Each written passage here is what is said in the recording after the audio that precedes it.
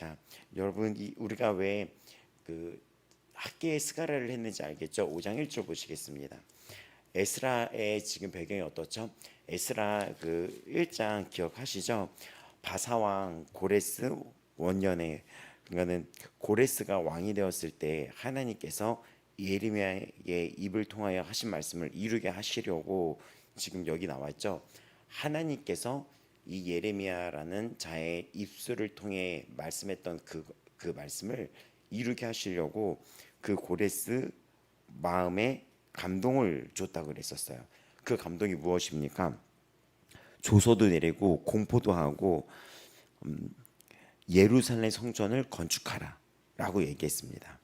그리고 또 5절에 보면은 하나님께 감동을 받고 이러면서 1차 포로 귀환이라는 엄청난 역사가 벌어지게 됩니다. 이스라엘은 북이스라엘로 완전 멸망해 버리고 또 그로부터 시간이 흐른 뒤에 남유다도 바벨론에 의해서 포로로 끌려가게 돼서 전 세계에서 굉장히 주목받지 못하는 나라였습니다. 근데 이거를 통해서 우리가 여러 가지를 알 수 있는 게 뭐냐면은 세상은 굉장히 눈으로 봤을 때 세상의 역사도 강대국의 역사에 의해서 강한 자들에 의해서 이렇게 기록되고 있습니다. 그렇기 때문에 세상은 그들에 의해서 움직인다고 생각할 수 있겠지만 성경을 보면은 하나님은 절대 그렇지 않다고 말씀하십니다. 그 세상의 강대국조차도 하나님의 주권 안에, 하나님의 주도 아래 그들이 막대기를 쓰기도 하고 또 물러나기도 하며 그들이 다시 하나님의 도구를 사용하기도 하며 다시 꺾이기도 하는 그 역사가 이 구약 성경에 굉장히 자세히 기록되어 있어요. 그렇기 때문에 우리는 하나님은 이 땅의 역사가 크로노스라고 하는 인간들의 역사로 이루어진다고 생각을 하겠지만 그 위에 이 세계를 다스리는 카이로스라고 하는 하나님의 역사, 하나님의 시간대가 있다는 것을 우리는 기억해야 됩니다. 그리고 하나님은 이런 세상이 와 저기 있는 자들이라고 생각한다는 어떤 힘 있고 강대국이라는 사람의 주목을 하겠지만 하나님은 그들에게 주목하는 게 아니라 바로 오늘 예배를 드리고 있는 우리에게 주목을 하고 있습니다. 그렇기 때문에 오늘 내가 말씀 앞에 엎드려 기도하고 순종하는 것이 엄청난 일이라는 거예요. 하나님은 다시 얘기하지만 지금 이스라엘은 눈으로 봤을 때는 너무나 작고 열악하고 또 나라가 완전히 사라졌다고 생각했어요. 북이스라엘은 멸망하고 남유다도 바벨론에서 지금 침략을 당해가지고 완전히 그 초토화가 됐죠. 얘기했죠. 그래서 이 남유다 사람들은 포로까지 끌려갔기 때문에 이 세상에서 그 나라가 아예 없어졌을 거라고 생각을 했던 거죠. 근데 하나님은 그게 아니라 그 남은 자들을 통하여 하나님의 나라를 이뤄나가시는데 하나님은 왜 이런 일을 행하셨냐? 우리가 하나님 앞에 올바른 예배자 창조의 형상으로 바로 서서 하나님과 함께 가기를 하나님이 원하셨기 때문입니다. 그렇다면 하나님은 이 세계 역사를 뒤집고 바꾸면서까지도 그토록 관심 있어 하는 게 무엇입니까? 오늘 당신이 하나님의 자녀로 살아가는 것을 하나님은 관심을 갖는다는 거예요. 세상의 역사를 완전히 뒤바꿔 버리면서도 나 한 명이 주님과 함께 동행하기 위해서 하나님이 이 세상을 들었다 놨다 해버리는 거예요. 이거를 보면 하나님의 사랑이 느껴집니다. 그리고 또 하나는 하나님이 또 그 악한 도구로 사용했던 이들도 또 심판하는 모습을 보면서 공의의 하나님의 모습이 나타납니다. 그리고 구약은 우리에게 예고편처럼 돼서 무엇을 암시하고 있습니까? 앞으로 이 땅에 진정한 예배자들은 영원한 예배자로 남게 되며 그렇지 못한 자들은 심판에 처하게 된다는 거예요. 하나님이 나에게 얼마나 관심이 많은지, 이토록 관심이 많은지를 깨달아야 되며 하나님이 나에게 무엇을 원하는지를 우리 이 앞으로도 진행되는 에스라 느헤미야를 통하여 깨닫길 바랍니다.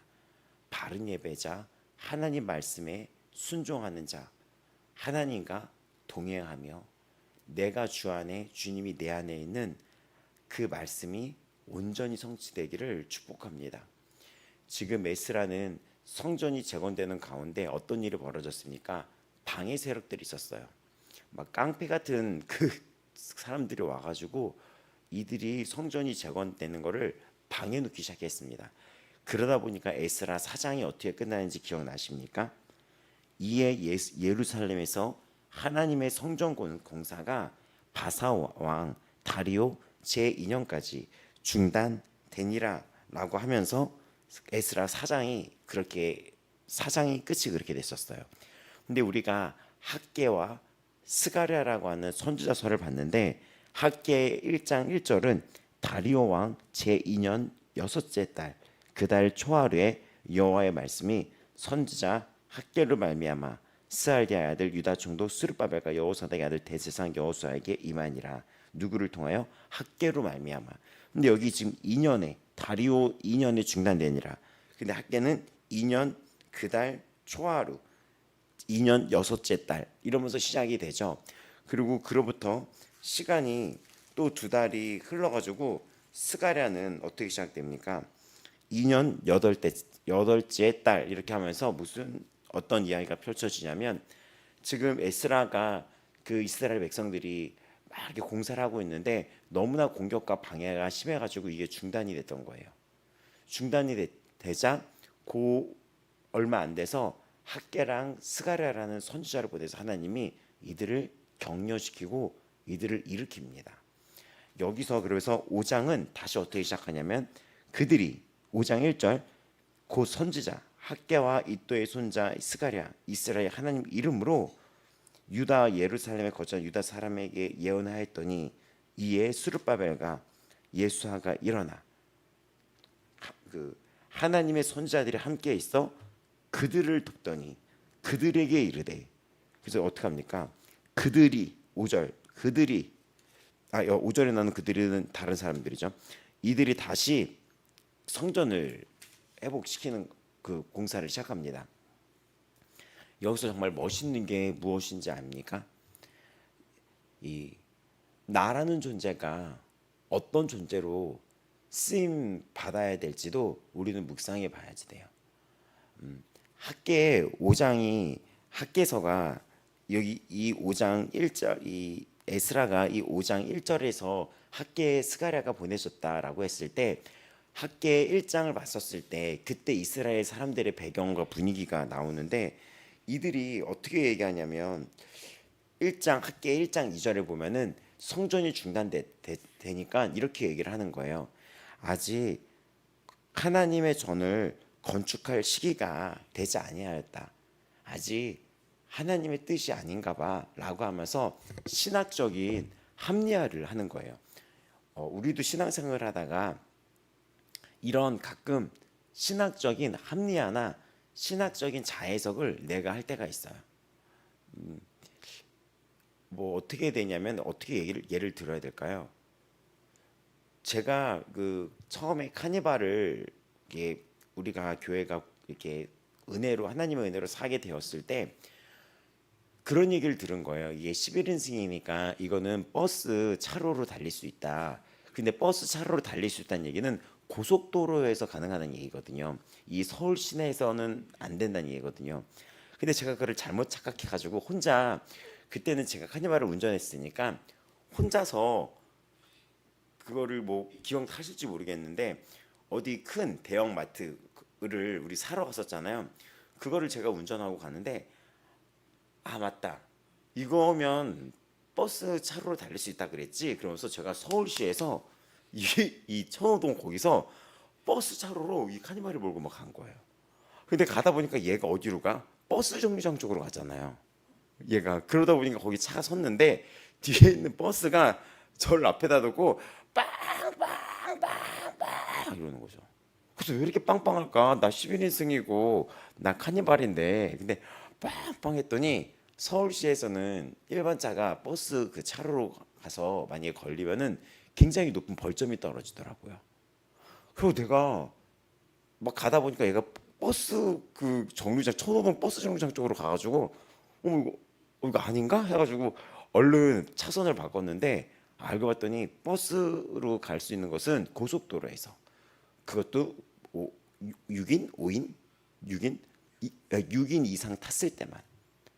그리고 내가 너무 놀라가지고 나 큰일 났다. 차 뽑자마자 이거 벌점 찍히는 거 아닐까 해서 어떤 목사님한테 전화를 해가지고 이렇게 얘기를 했어요. 지금 나 그랬다. 나 큰일 났다. 그러니까 그거 버스 운전기사가 신고라도 하면 큰일 난다 얘기하더라고요. 그래서 제가 뭐라고 얘기했는지 알아요?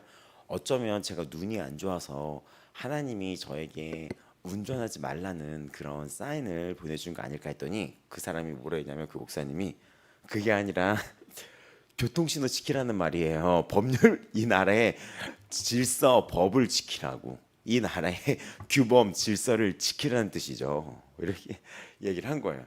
근데 그게 맞죠. 근데 제가 왜 이 비유를 드리냐면 때로는 내가 어떤 잘못하는 것도 하나님이 그러셨나 봐. 뭐 어떤 되게 외로운 사람이 누구를 만났는데 그게 되게 이 여성이 어떤 남자를 만났는데 그게 옳지가 않았어요. 남자를 만나면 안 되는 상황이거든요. 근데 지금 뭐 하시는 거냐 막 혼을 냈더니 내가 너무 외로워서 나이트 친구 따라갔다가 나이트에서 하나님이 나한테 부킹 시켜준 거 아니냐고. 너무나 극단적인 예지만 우리가 가끔 신앙적으로 자해석을 할 때가 있어요. 자기만의 해석을 변명을 낼 때가 있습니다.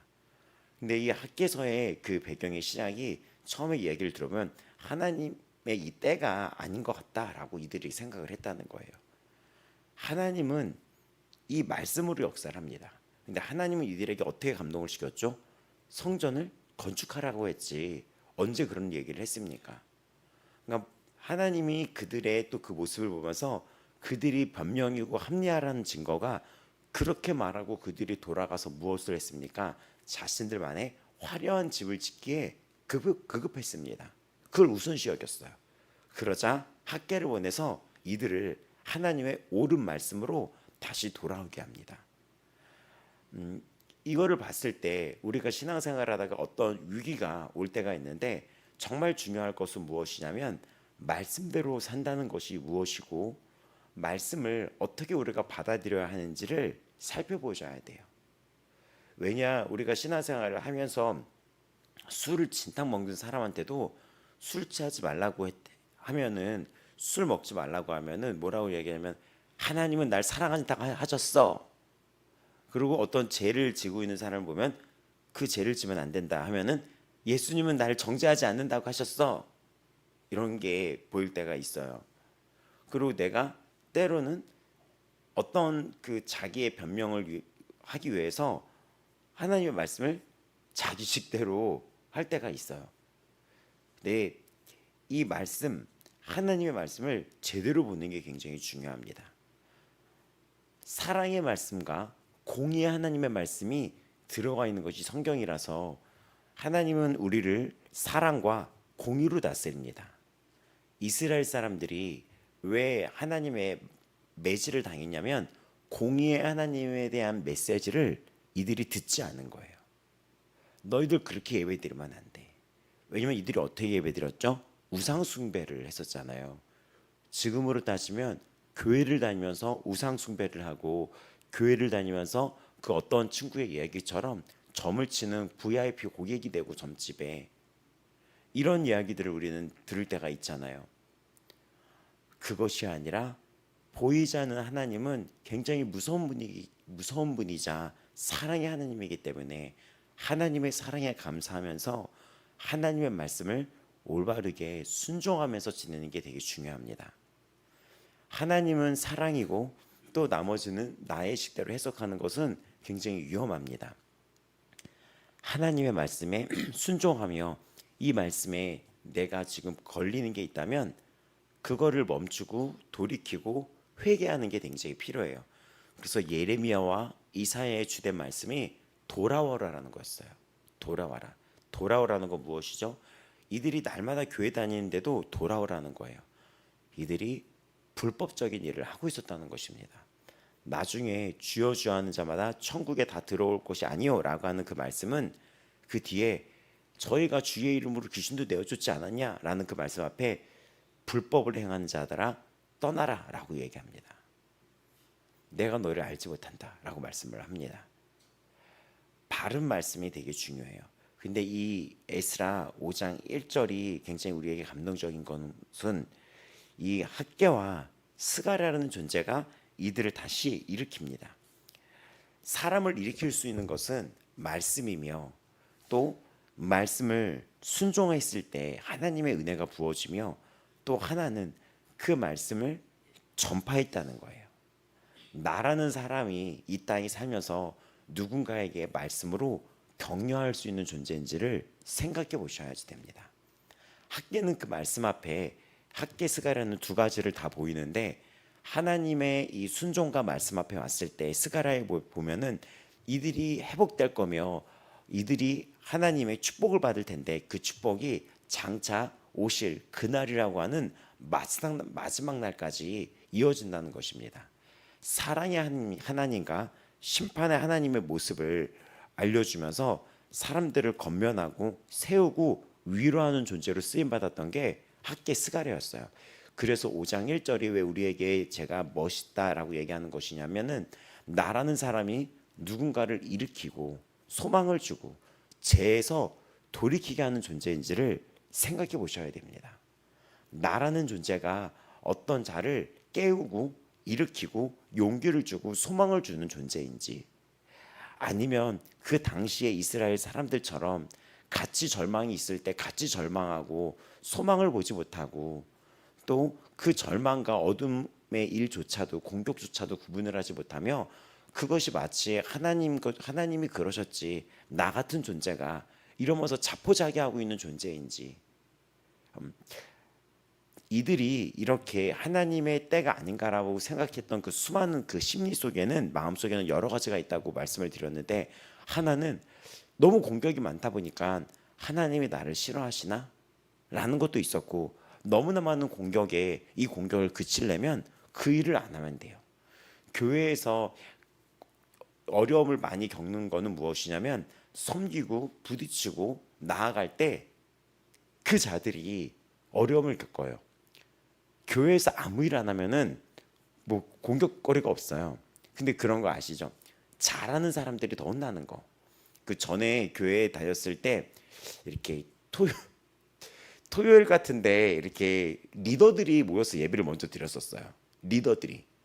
근데 그 리더들을 그렇게 혼낼 때가 있는 거예요. 막 여기 혼낼 때가 있는 거예요. 근데 정작 혼내야 될 사람은 그 자리에 없는 사람들이거든요. 그러니까 잘하는 사람들만 혼나는 거예요. 잘하는 사람들만.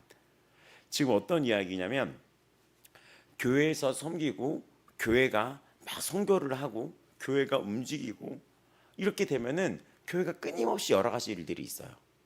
근데 그 교회가 여러 가지 일이 없으려면은 뭐 목회자가 뭐 그냥 뭐 성도들 간에 이런 접촉도 없으면 되고 성도들도 잘 모임을 없으면 되고 심지어 예배 수를 줄이면 되고 뭐 그냥 그 예배도 다른 어떤 모임이 없고 그 유럽의 교회 얘기 들어봤더니 찬양도 안 부른대요. 뭐 오늘 찬송가 부르겠습니다. 내가 매일 기쁘게 부르겠습니다. 반주자가 나온대요. 반주를 친대요.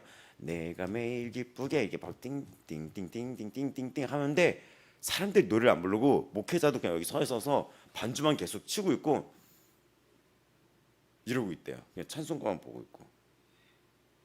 그리고 말씀도 그냥 목회자만 한 절 읽고 가만히 있고 기도도 안 하고 그냥 마친다는 거예요.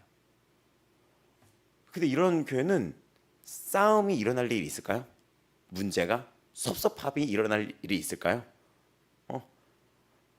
섭섭했던 거는 한국에서 교회를 다니다가 거기 교회를 처음 갔을 때 찬송이 없고 기도가 없고 그게 섭섭했지 사람들 간에 섭섭한 게 있을까요?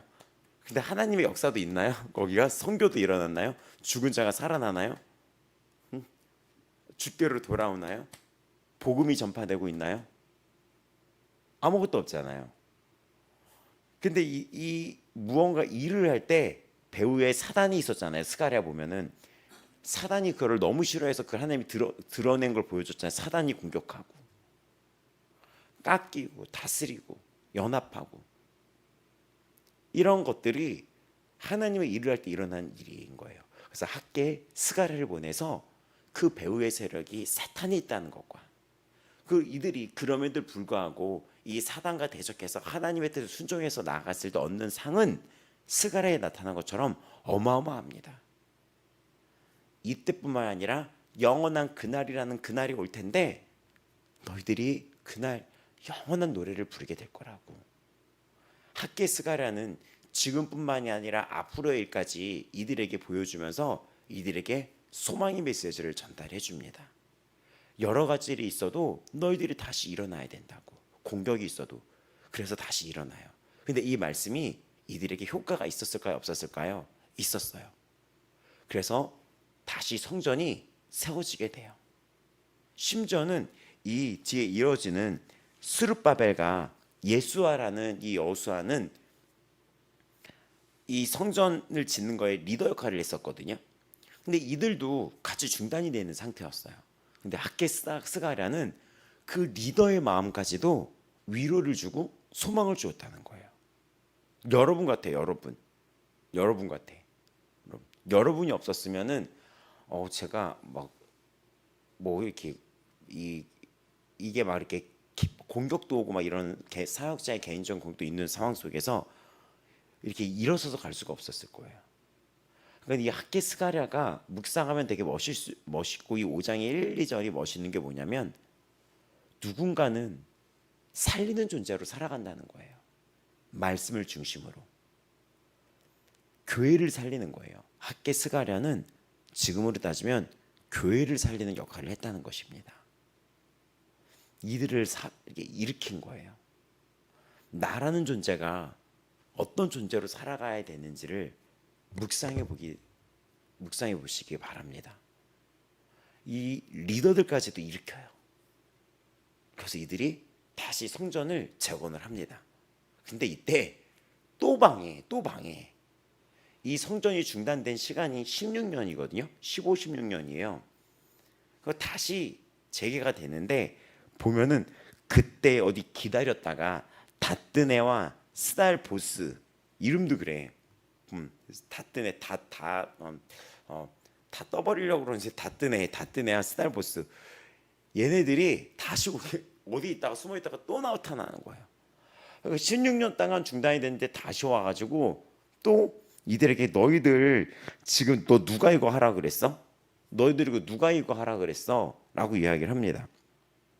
그러면서 공사를 그래서 막 이게 하려고 그러는데 우리가 이 건축하는 자의 이름을 아레었으나 라고 그 말이 나옵니다. 아레었으나 하나님이 유다 장로들을 돌보셨으므로 능히 공사를 맡지 못하고 그러니까 여기 나왔던 그들은 아까 그들은 다른 그들이라고 했죠. 이 그들은 방해꾼이에요. 방해꾼.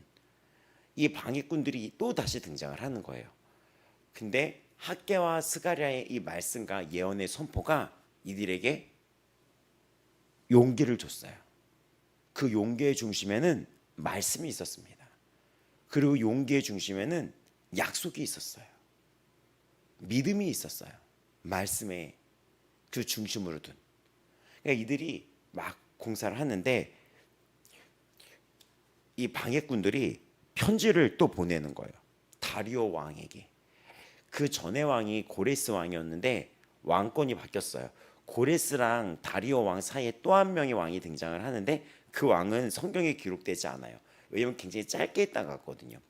그래서 다리오 왕으로 왕권이 바뀌었는데 이거 누가 너희들한테 이런 일을 시켰어 하면서 얘네들이 다리오 왕한테 편지를 써요. 편지를 쓰는데 거기에 이 이스라엘 사람들의 내용까지도 담겨져 있어요. 너희들 왜 지금 공사를 누구 허락받고 하는 거야? 했을 때 그 편지 안에 내용이 등장을 해요. 그 글에 읽었을 때 7절부터 편지의 내용입니다. 다리오 왕은 평안하 없어서 왕께 아뢰옵니다. 우리가 유다 그 도에 가서 하나님의 성전에 나아가 본즉 큰 돌을 세우며 나무를 얻고 부지런히 일함으로 그 손에서 그 공사가 막 되게 잘 진행되고 있었다. 우리가 물어보기를 너 누가 이거를 하라고 했냐 했더니 우리가 또 그 우두머리의 이름을 적어 왕에게 아뢰고자 하여 그들의 이름을 물은즉 그들이 너희들 누구냐 했더니 이들이 11절부터 바뀌었어요. 이스라엘 사람들이 이렇게 대답하는 거예요. 우리는 천지의 하나님의 종이다. 우리가 다시 건축한다. 그러면서 이들이 자신들을 어떻게 얘기하냐면 본래 이스라엘의 큰 왕이 건축하여 완공하신 것이었으나 이거 누굴 얘기하죠? 솔로몬이죠. 근데 우리 조상들이 하늘에 계신 하나님을 노엽게 했다. 12절. 하나님이 그들을 갈대아 사람 바벨론 왕 느부갓네살 손에 넘기심에 성전을 헐며 백성을 사로잡아 바벨론으로 옮겼다. 이들이 어떻게 고백합니까? 자신들이 하나님 앞에 죄를 지었다는 것도 고백하며 또 자신들은 하나님의 종이라고 고백을 하는 거예요. 이들이 그 수많은 고난과 역경 속에 또 하나님의 말씀 속에 이들이 다시 바뀐 거예요. 그러면서 뭐라고 얘기합니까? 13절에 고레스 왕이 조서를 내려서 이 성전을 건축하게 했다. 그리고 느부갓네살이 이 성전에서 빼앗아간 금은 그릇을 바벨론 신당에 두었는데 고레스 왕이 그걸 꺼내서 그때 세스바살이라는 자에게 주고 이거를 다시 돌려줬다. 그래서 이거를 그때부터 성전을 건축했는데 아직도 마치지 못하였다. 근데 이제 그 편지의 내용이 왕께서 좋게 여기시거들 이거를 조사해 보라고. 정말 고레스 왕이 그랬는지 하셨는지 왕이 이 일에 대하여 왕이 기쁘신 뜻을 우리에게 알려달라고 편지를 쓰게 됩니다. 그러니까 내용은 어떻게 됩니까? 고레스 왕이 지금 바뀐 거예요. 다리오 왕으로.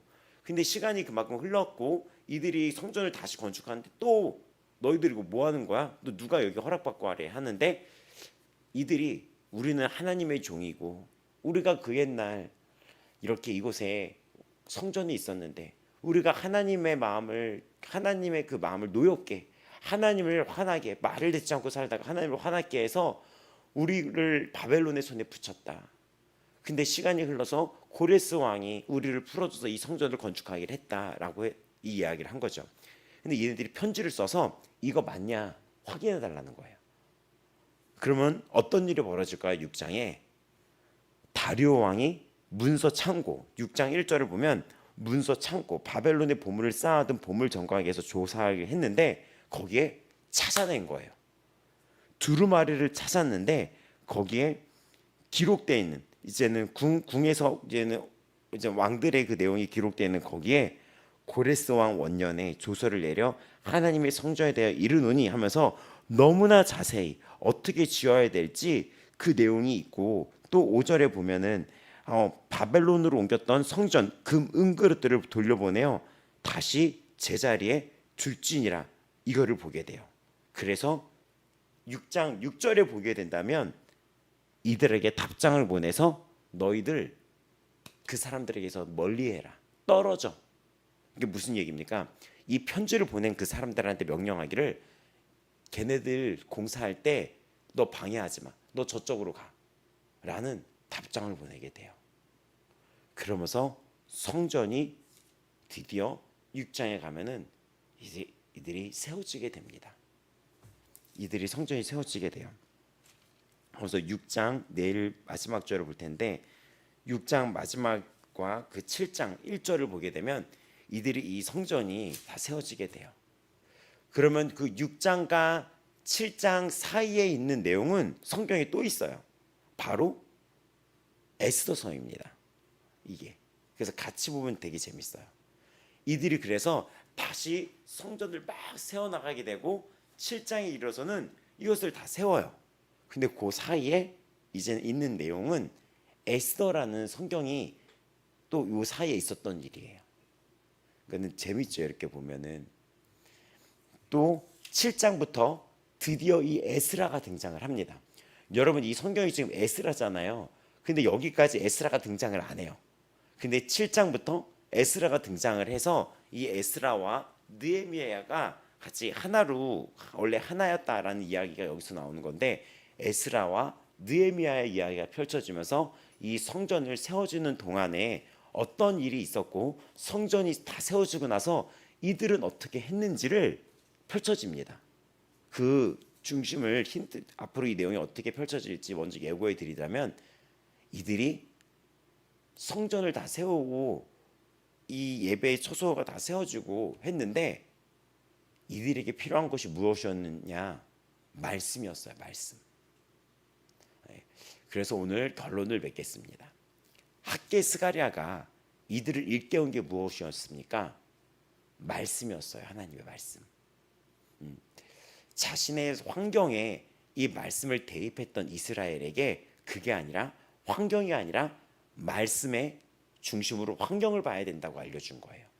당시 이스라엘 사람들은 그 환경을 중심으로 하나님의 말씀을 해석했는데 그것이 아니라 학계 이스라엘은 이 말씀이 우선시 여겨야 된다는 것을 알려줍니다. 이들은 환경에 비춰서 하나님의 말씀을 우선시 여기지 않았고 환경을 중심으로 여겼던 것은 이들이 그 방해에서도 수많은 공격 속에 또 한편으로는 이런 공격 속에서 성전이 중단된 것을 잘 됐다고 생각하며 자신의 집이나 이 땅의 것들, 자신의 그 거하는 것을 내 것을 더 우선시 여겼었어요. 그것을 우선시 여기며 하나님 말씀을 이순위로 여기는 자들이 있습니다. 그것이 아니라 말씀이 우선시 되어야 된다는 걸 보여줬던 거예요. 근데 그 말씀에는 이들을 다시 믿음으로 살아가게 하며 약속을 바라보게 만들며 소망을 바라보게 만듭니다. 그래서 이들이 다시 일어서게 됩니다. 또 5장, 6장, 7장에서 이 에스라가 등장을 하면서 이들에게 그럼 필요한 것이 무엇이었는지를 깨닫게 되는 거예요. 그럼 이들에게 필요한 것은 무엇입니까? 이 땅에서 앞으로도 공격은 또 오거든요. 근데 그 공격에서 이들이 바로 설 수 있는 것은 말씀인 거예요. 그래서 에스라가 말씀을 가르칩니다. 오늘 여러분을 믿음 속에 또 담대함 속에 용기를 가지고 소망 가운데 살아갈 수 있는 힘은 말씀입니다. 날마다 말씀을 중심으로 살아가야지 돼요. 하나님이 오늘 나에게 무엇을 명령하고 무엇을 순종하기를 바라며 내가 어떻게 성화되기를 바라며, 성화라는 게 무엇이죠? 예수님을 닮아가는 거거든요. 나의 어떤 부분이 제거가 돼서 주님 앞에 어떻게 내가 성화되어 가는지를 이 말씀 앞에 비춰서 봐야지 되며, 어떤 부분을 순종해야지 내가 하나님을 더 뜻대로 형상대로, 창조의 형상대로, 주의 그 형상대로 닮아갈 수 있는지를 살펴봐야지 되며, 또 오늘 나는 어떤 말씀을 갖고 소망 가운데 살아가고 있는지를, 내가 어떤 약속을 갖고 담대하게 이 땅을 살아가야지 되는지를 이 말씀을 통해서 살펴봐야지 되며, 이 말씀이 중요합니다. 그리고 더 나아가 나는 하나님의 말씀의 사람으로서 누군가에게 소망의 빛으로 살아가고 있는 존재인지도 살펴봐야지 됩니다. 말씀을 중심으로 살아가는 자는 이 땅에 빛과 소금으로 살아가는 거예요. 소금은 무엇이냐면 썩어져가는 것을 부패하는 것을 썩지 않게 하는 게 소금의 역할이거든요. 나라는 존재는 이 세상이 썩어져가고 있어도 그 세상을 썩어지지 않게 만드는 존재이며, 나라는 존재는 이 어둠의 세상에 빛을 밝히는 존재입니다. 오늘 다시 성전이 재건되는 이 에스라의 5장의 배경 속에서 그 시작이 학개와 스가랴가 이들에게 말씀으로 다가서서 이들이 다시 일어난 것처럼, 나라는 존재도 이 땅의 빛과 소금으로 사람들에게 소망의 메시지를 전달하고 사람들을 격려하고 일으키는 존재인지를 내가 묵상해 보시기 바랍니다. 우리 아버지 마음 교회의 성도가 서로에게 이런 존재로, 또 세상에 나가서 이 아버지 마음 교회가 세상의 빛으로, 소금으로 살아가기를 축복합니다. 오늘도 이 말씀을 사모하며 말씀을 중심으로 살아가며 내가 오늘 그 말씀 앞에서 빛과 소금으로 나아가시기를 바랍니다. 다 같이 우리 기도하시겠습니다.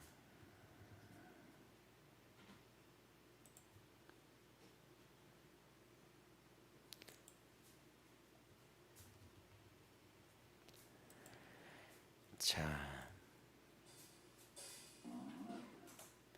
이 시간 기도할 때는 하나님 아버지, 오늘도 우리 아버지와 함께 모든 성도들, 오늘도 우리 모두가 말씀에 귀 기울입니다. 오늘도 이 말씀 앞에 내가 오늘 이 하루 어떻게 성화해야 되는지, 또 주께서 나에게 빛이라고 선포했는데 내가 있는 곳에서 빛을 발하는 존재로 나아가기 위해 내가 오늘 하루 이 말씀에 이 능력과 이 권능을 어떻게 나를 통해 드러나야 하는지, 내가 어떻게 빛으로 살아가야 하는지 주님 저에게 알려주시옵소서. 다 같이 주여 하며 기도할 때 하나님, 나라는 존재가 이 땅에 오늘도 빛과 소금으로 살아가게 하여 주옵소서. 누군가를 향하여 중보하며 기도하며 깨어내는 존재로 살아가게 하여 주옵시고, 손을 내밀며 위로하며 힘을 주는 존재로 살아가게 하여 주시옵소서. 또 말씀에 순종하며 그 말씀의 능력이 나를 통해 나타나는 그런 존재가 되게 하여 주시옵소서. 다 같이 주여 부르며 기도하겠습니다. 주여, 주여. 하나님 아버지, 오늘도 우리가 주의 얼굴을 구하며 주의 말씀 앞에 나아갑니다. 하나님, 우리가 말씀이 우리 삶의 중심이며 먼저 그 나라와 의를 구하라는 하나님의 말씀 앞에 하나님의 나라를 우선시 여기며 나의 생각과 나의 뜻보다 하나님을 중심으로, 예수 그리스도를 중심으로 나의 주인으로 모시며 주님의 말씀에 내가 귀 기울여 나가는 하나님의 자녀 되게 하여 주시옵소서. 오늘도 또 이 하루 이틀 사이에 내가 말씀에서 벗어나게 했다면 먼저는 주 앞에 예수 그리스도의 보좌로 나아가며 주의 피로 씻어내며 기도하며 나아갑니다. 하나님 아버지, 하나님 아버지, 이 말씀을 닮아가게 하여 주시옵소서. 주님을 닮아가게 하여 주시옵소서. 주님을 닮아가게 하여 주시옵소서.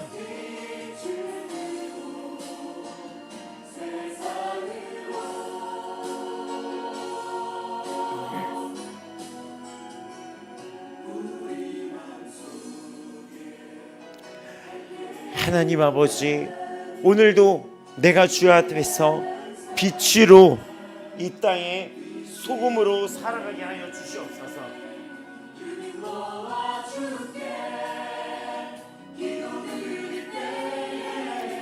빛으로 주 안에서 나아갈 수 있도록 그 말씀에 눈이 열리게 하여 주시옵소서.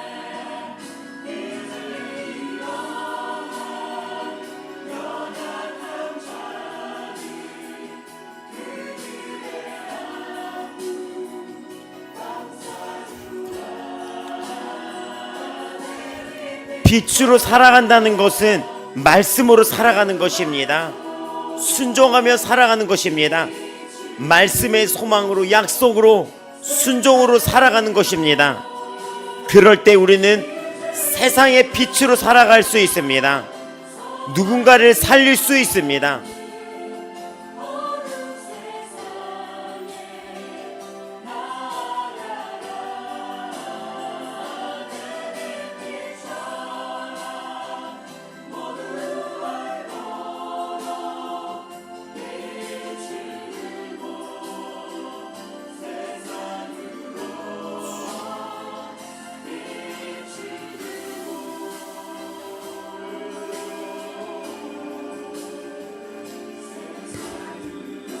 하나님 아버지,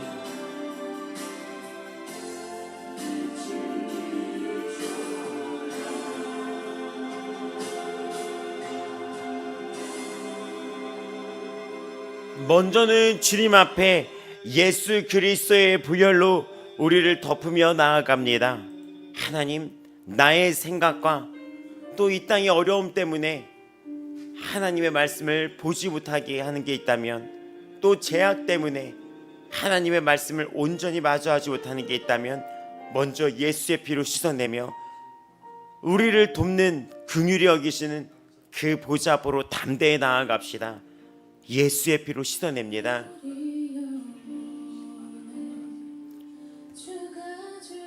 빛으로 나아갑니다. 빛으로 나아갑니다. 하나님 아버지, 우리 아버지 마음교회 성도들이 오늘 이 하루 또 새로운 이 시작에 하나님의 말씀에 순종하며 말씀을 중심으로 우선시 여기며 먼저 하나님의 나라와 그의 의를 구하며 나아가게 하여 주시옵소서.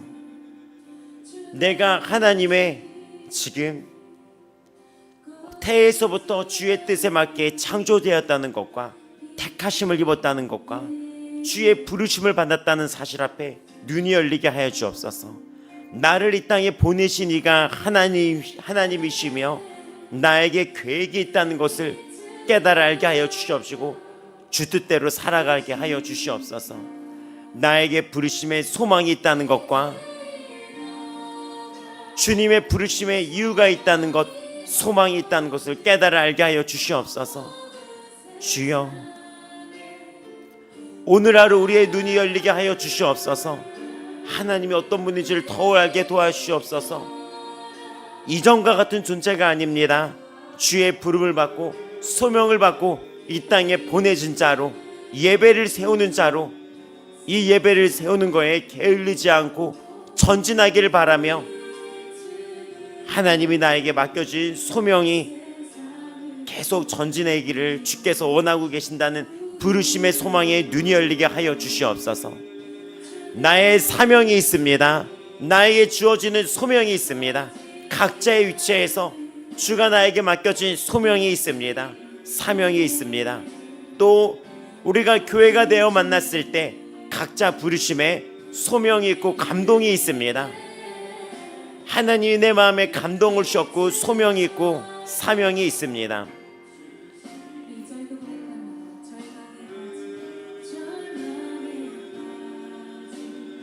오늘 그 말씀으로 다가갑니다.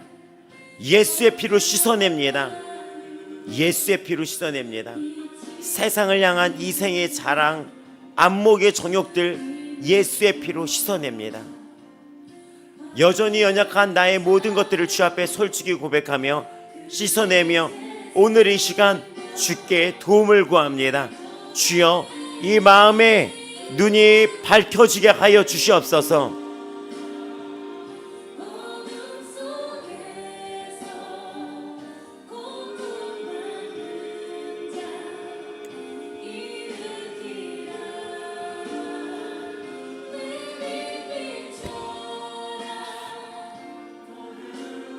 예수님, 예수님, 이 시간 예수의 피로 씻어내며 우리가 이 주의 말씀과 주의 보좌 앞에 다시 나아갑니다. 또 이 오늘의 이 시작 앞에 무릎 꿇고 나아갑니다. 눈과 귀가 예수의 피로 씻어지기를 기도합니다. 하나님, 우리의 연약함 씻어주시고 또 우리가 세상을 더 중심으로 여겼던 그 눈에 지혜의 빛을 비춰주시옵소서. 또 나의 제 합리화가 있다면 그 모든 합리화에 주께서 지혜를 밝혀주시옵소서. 주의 용서하시는 그 보혈의 능력으로 덮어주시옵소서.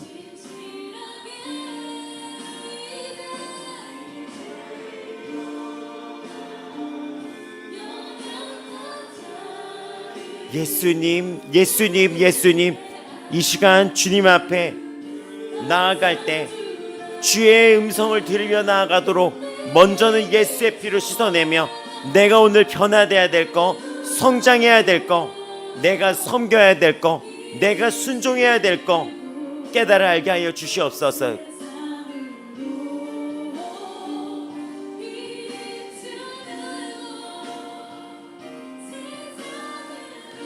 주의 음성을 들으며 주가 나에게 맡겨신 사명과 소명을 깨달아 순종할 수 있게 하여 주시옵소서.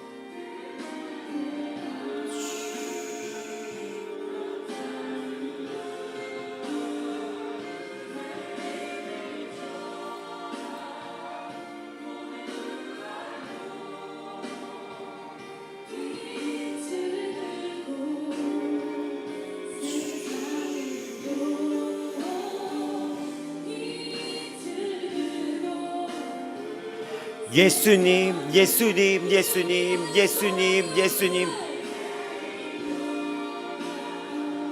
하나님, 우리 아버지 마음교회 성도 한 명 한 명이 순종할 때 교회가 깨어나며, 이 교회가 순종했을 때 이 세상이 깨어나며, 이 땅에 교회들이 일어났을 때 이 세상의 소망의 빛으로 주께로 돌아가게 할 수 있는 그런 역사가 일어날 줄 믿습니다.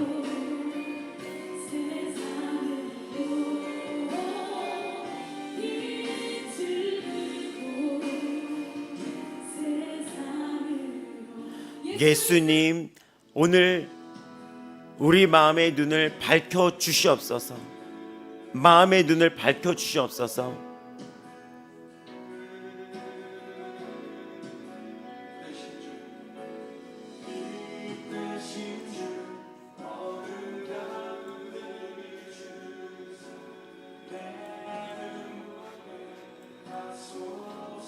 하나님, 오늘도 우리에게 빛을 비춰 주시옵소서.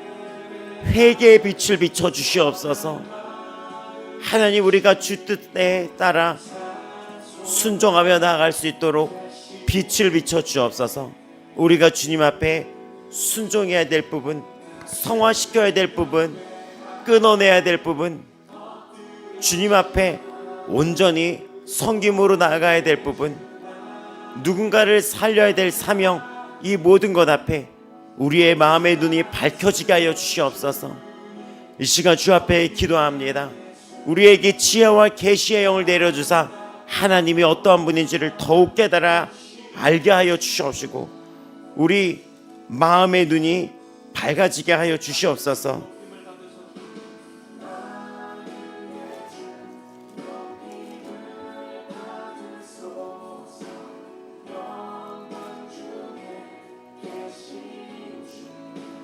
우리 마음의 눈이 밝아지게 하여 주시옵소서.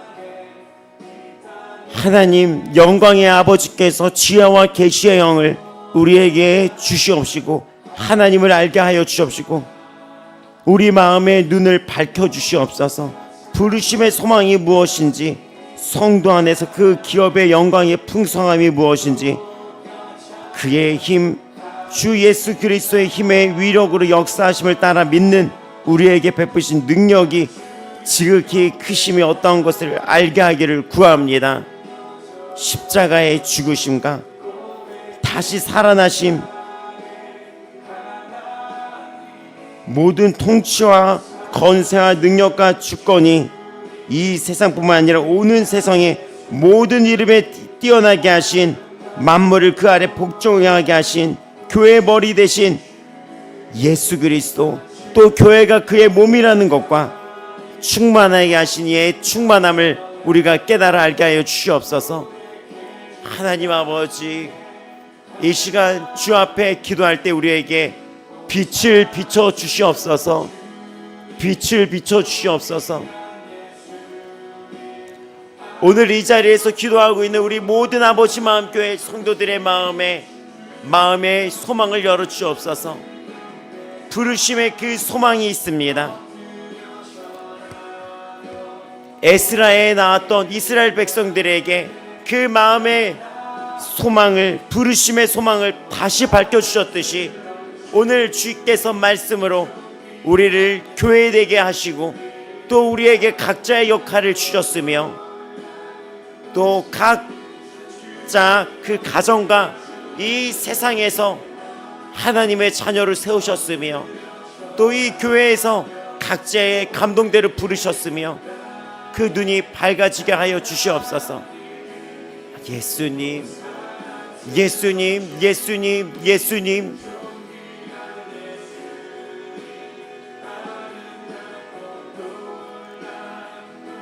하나님, 지금 이 시간 마음의 눈을 밝혀 주시옵소서.